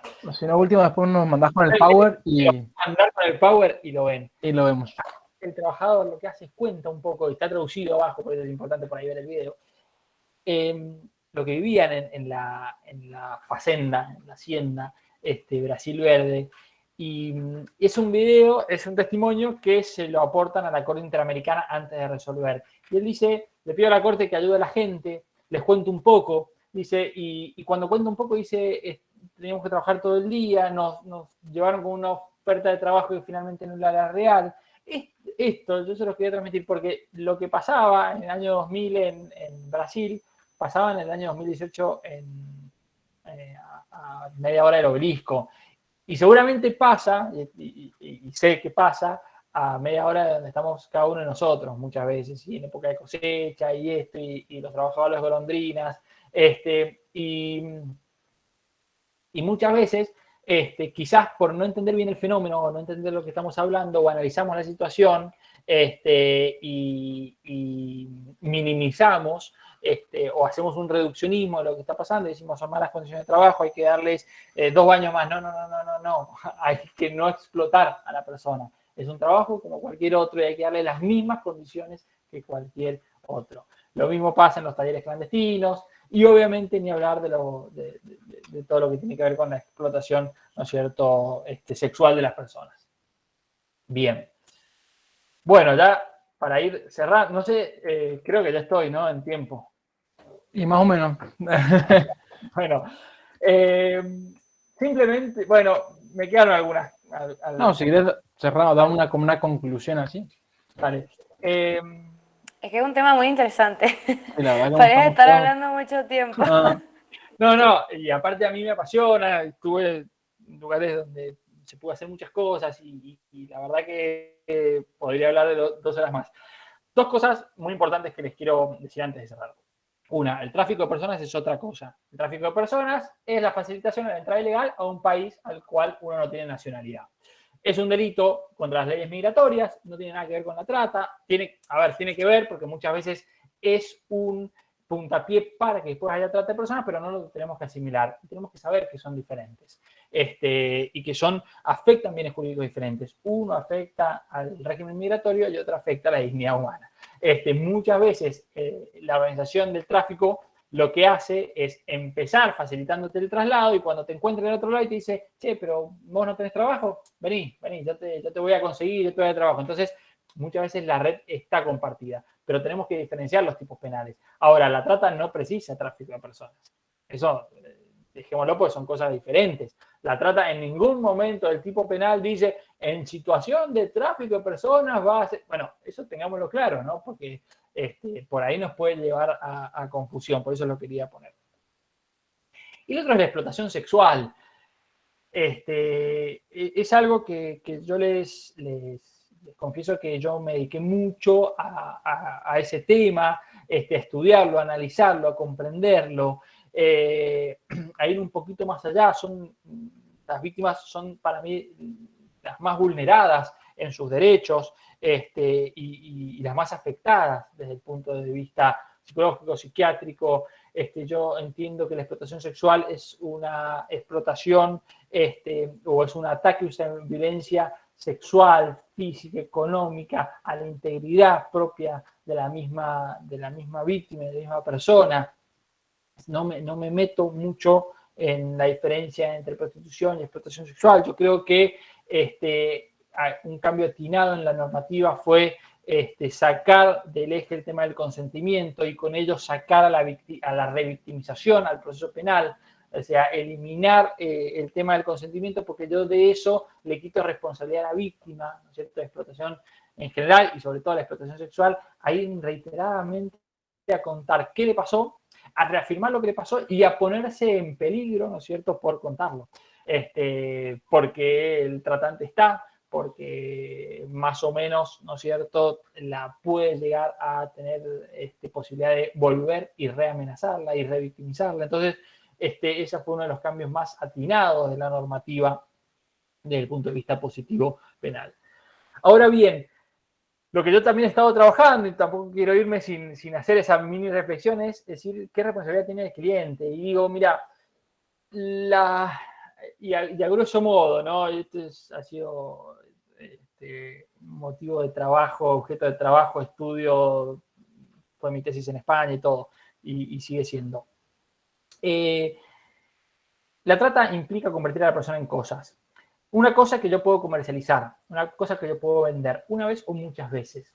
Generalmente el negocio de la trata es ese, venderte muchas veces. Hasta que no sirvís más, te venden porque te convirtieron en una cosa, que sos objeto del comercio. Si no me sirve más, te desecho o te mato. Ya sea en la explotación sexual o en la explotación laboral. Ahora, esa persona que se aprovecha, ahora, como todo comercio, como toda cosa, necesita indefectiblemente de alguien que lo compre, de alguien que lo consuma, de alguien que se aproveche de eso, de alguien que pague ese precio. A esa persona no le cabe ningún tipo de responsabilidad. Y nosotros debemos entender el derecho penal siempre como un conjunto normativo. Y de un delito vos podés ser autor, pero también podés ser partícipe. También puede ser partícipe primario, partícipe secundario, cómplice. Ahora el cliente no le cabe ninguna de esa participación respecto al delito del otro. ¿Cómo puedo ser autor de un delito? El autor es el que tiene el dominio del hecho, ¿no es cierto? El que tiene el hecho por sí. Y el partícipe es aquel que no tiene el dominio del hecho, pero que presta una colaboración que es relevante, ¿no es cierto? Para que el delito se cometa de la manera que se comete. Ahora, en un momento determinado, en un lugar determinado, ese cliente es un partícipe necesario, colabora para que la explotación se produzca de tal o cual manera, ¿no es cierto? Para que en ese momento, en ese lugar determinado, el que la está explotando sea también el cliente. O el delito se pueda consumar de esa manera por su participación. Entonces, que simplemente lo convoquemos como un mero testigo del proceso, alguien que simplemente percibió con sus sentidos, el delito que le es ajeno, me parece que nos estamos equivocando, estamos cometiendo algunos errores o estamos dejando pasar, casi como con video de piedra, a un verdadero responsable delictivo. Hay países que avanzaron normativamente y dijeron, no, el cliente de trata, Suecia, Finlandia, Noruega, Francia en el 2018 dijo, el cliente de trata de personas es un partícipe criminal, es un delito. Entonces, a lo que voy es que nosotros tenemos que avanzar normativamente con esto. Y si no avanzamos rápido normativamente, por lo menos interpretar armónicamente el derecho penal y entender que mínimamente, si no es autor, es un partícipe criminal del delito de otro. Obviamente con todos los bemoles que tiene la participación, ¿no? Que si se cae el delito principal, se cae el accesorio, ¿no? Pero ya entenderlo y ya empezarlo a involucrar. Esta manera de entender el derecho penal ya ha tenido cierta repercusión en la jurisprudencia, ya hay tribunales, hay un tribunal en Rosario, un tribunal oral que ya habló del tema del cliente y que la participación no es inocua, habló de las declaraciones que habían tenido en el juicio, un tribunal en la capital federal ya habló de un cliente cuando aparte la víctima era menor, ¿no es cierto? Y también lo relacionado con la promoción de la explotación de los menores. Entonces, tenemos que avanzar hacia eso. Esa campaña, que fue muy importante, fue Sin Clientes No Hay Trata, hacía y hace referencia a eso, ¿no? O sea, el Estado y la sociedad entendió que si no está esta figura, el delito es muy difícil que se propague. Ahora, ese entendimiento como sociedad no se tradujo, ¿no es cierto?, a la normativa y a la jurisprudencia. A eso es lo que tenemos que apuntar. Este es un aporte que quería dar y no quería terminar de mi charla sin decirlo. Es lo que estoy estudiando, es lo que estoy avanzando. Me parece que tenemos que ir sobre eso. Y simplemente darles las gracias por haberme convocado. Gracias a la agrupación Kairos. Perdón si fui muy rápido en algunas cosas. Y bueno, dejamos abiertas preguntas, si quieren. Gonzalo, la verdad que estuvo impecable y muy claro. A mí la verdad que la disfruté mucho. Sí, abrimos un espacio de preguntas. Queda abierto a la disposición, ya se abran sus micrófonos o si no por el chat y las leemos.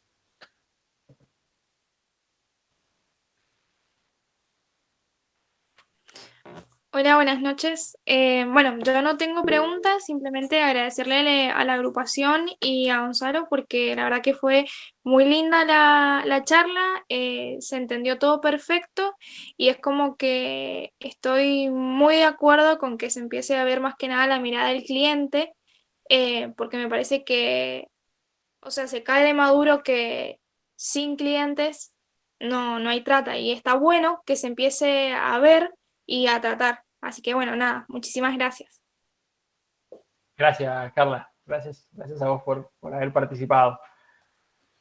Ahí hicieron una pregunta por el chat que dice, en cuestión de explotación laboral, ¿también no sumaría a partícipe que consumiera el producto de esa explotación y no sería muy difícil encontrar, por ejemplo, el consumidor de un gin de algún taller clandestino, o hablaba solo en cuestión de trata? Mirá,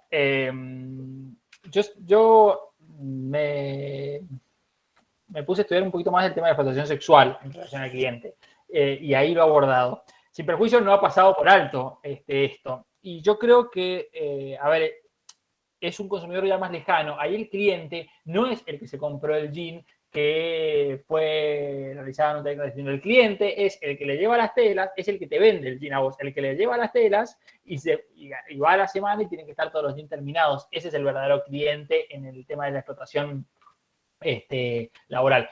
El cliente, por ejemplo, no es el que te, en un campo de cosecha de arándano, el que consume el arándano, sino ese que se lleva los cajones de arándano, ¿no es cierto? Todos cosechados. Ese es el punto. Sin perjuicio de ello, es mucho más claro cuando hablamos de la explotación sexual, ¿no es cierto? Y sobre todo por el avance contra la persona humana que tiene la explotación sexual.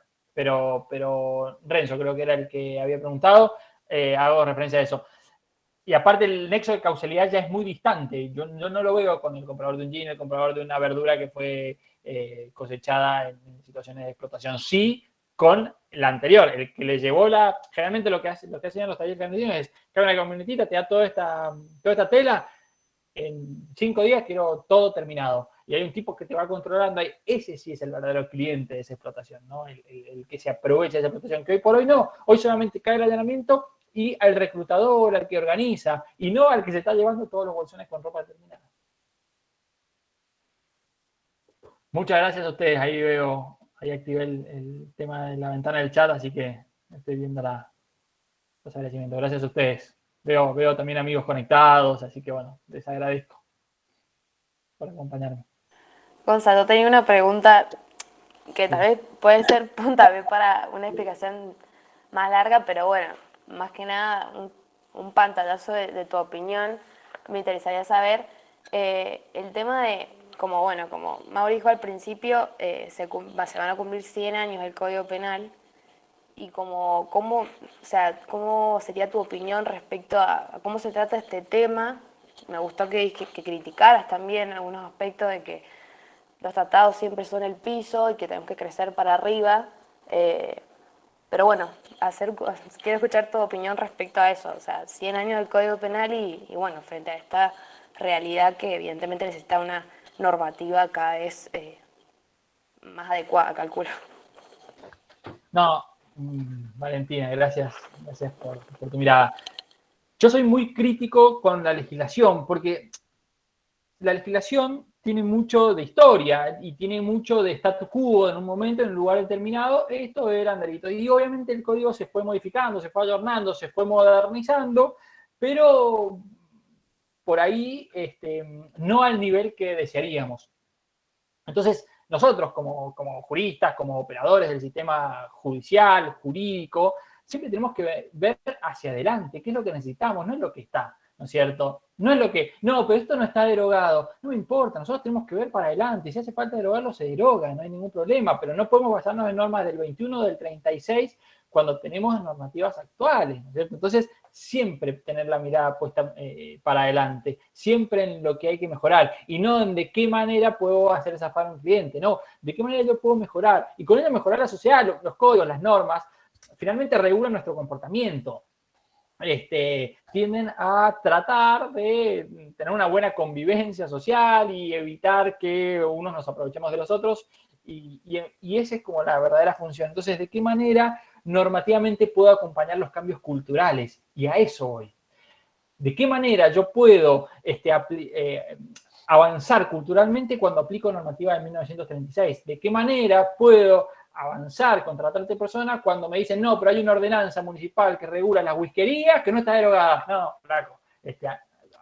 conmigo no vengan con eso, ¿no es cierto? Porque yo siempre voy a ir en contra de eso. ¿De qué manera puedo? Y si hay cosas que derogar, hay cosas que derogar. Se hizo un proyecto de Código Penal, es el proyecto Borinsky, la verdad que me parece bastante atinado, es un proyecto de, incluye todas estas normas de leyes especiales, las incluye dentro del código, por ejemplo, incluye todo lo que es narcotráfico, todo adentro del Código Penal. Es bastante interesante ese proyecto, ojalá se le dé mayor tratamiento. Yo tuve la oportunidad de estar cerca de esa organización.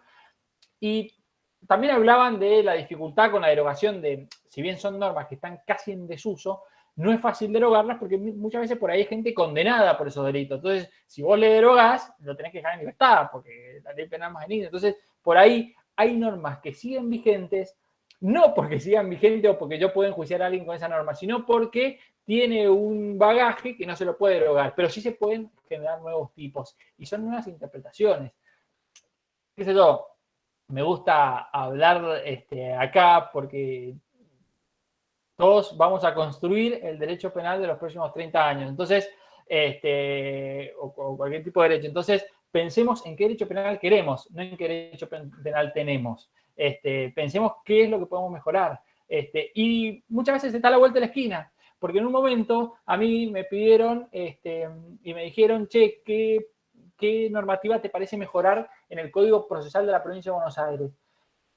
Y pude meter cuchara en el Código Procesal de la Provincia de Buenos Aires, y son cosas que te tocan en un momento, en un lugar determinado, y para eso tenés que estar capacitado. O sea, digo, tenés que, no capacitado, sino tenés que entender esa visión de futuro, es decir, ¿qué es lo que quiero? Entonces, por ejemplo, todos los delitos conexos a la trata de personas son delitos de jurisdicción ordinaria.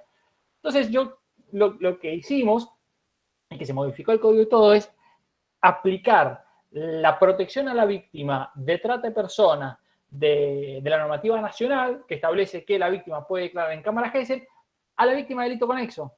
Entonces, si vos sos víctima de un delito conexo, quizás no de trata, pero un delito relacionado a la trata, vas a tener los mismos derechos que la víctima de trata, en cuanto a protección y en cuanto a evitar la revictimización. Entonces, ¿qué hago? Te tomo una declaración en cámara Gesell, esa declaración es grabada, es asistida, no te entrevista directamente el fiscal en las partes, sino un equipo interdisciplinario que tiene capacidad y tiene capacitación para eso, y declaras una vez y nunca más. Entonces, son ciertas cosas, digo, entonces siempre tenemos que tener en la cabeza a dónde vamos. Sepamos dónde estamos, sepamos cuáles son las normas, pero siempre con una mirada crítica, una mirada para adelante. Es decir, che, bueno, esto es lo que tenemos, y mirá, yo le cambiaría esto, esto y esto. Todos nosotros no sabemos en qué momento nos toca estar y meter cuchara en esos lugares y en esos momentos y decir, no, bueno, y vamos para adelante. De nuestros pequeños lugares, de la agrupación, proyectos, me parece sumamente interesante. Hoy por hoy el Congreso tiene 2 proyectos cajoneados del 2015 que establecen la penalización del cliente de trata de personas. Y ningún profesor se los va a decir en la facultad. Porque siempre están mirando lo que pasó antes, pero no lo que viene, ¿no es cierto? Y si viene tan cajoneado, yo sé que va a salir, ¿no es cierto? Y sé que en unos años el cliente de trata de personas va a estar penalizado en la Argentina, pero eso depende de los operadores, de la insistencia que le pongamos, de las ganas que le pongamos nosotros, que estamos, que llegamos, y muchas veces los lugares en los que nos tocó ocupar. Yo estaba trabajando en la Defensoría en Mendoza y de repente me tocó la responsabilidad de ser el director de trata de la provincia de Buenos Aires. Y tenemos que siempre mirar para adelante y decir, bueno, sí, vamos, agarrémoslo y vamos para adelante y veamos qué es lo que mejor podemos hacer en los lugares que nos toca. Así que bueno, gracias, Valen, por la pregunta. Hola, Gonza, yo te voy a hacer una pregunta. ¿Cómo andás? Che, Gonza, de curiosidad, ¿no? Un delito de trata porque te toca, ¿no? En toda la composición que vos hablaste desde la captación en adelante, ¿cómo jugar si hay algún fallo que lo haya previsto así en la perspectiva de género? Pone que la que explote sea la madama o lo que sea de la whiskería, que a su vez haya sido víctima de trata y que haya ascendido, por así decirlo, pues sea la que ella someta a trata al resto. Bien. Ponele como sí. si fuera un Sí, Sí, sí, de hecho hay alguna jurisprudencia y hay muchos casos. Porque, ¿qué pasa? En el devenir de estas organizaciones criminales, los verdaderos organizadores no están en el lugar de explotación. Y en el lugar de explotación hay una organización media piramidal entre las que tienen más antigüedad y las que tienen menos antigüedad. Entonces, muchas veces se les hace pesar sobre esa suerte de víctima que organiza una verdadera proxeneta, dicen, y se le empezó a enjuiciar y se le empezó a responsabilizar. Y lo cierto es que eso es una mirada muy reduccionista. Si a mí me toca eso, tenés que entender que la función de esa persona es una función estrictamente circunstancial, que no es la dueña, que no es la que verdaderamente organiza, que no es la que hace coacción respecto de las víctimas, que no tiene una responsabilidad muy importante, simplemente le tocó circunstancialmente organizar. Y muchas veces esa organización es parte de la explotación. Esa sería mi mirada.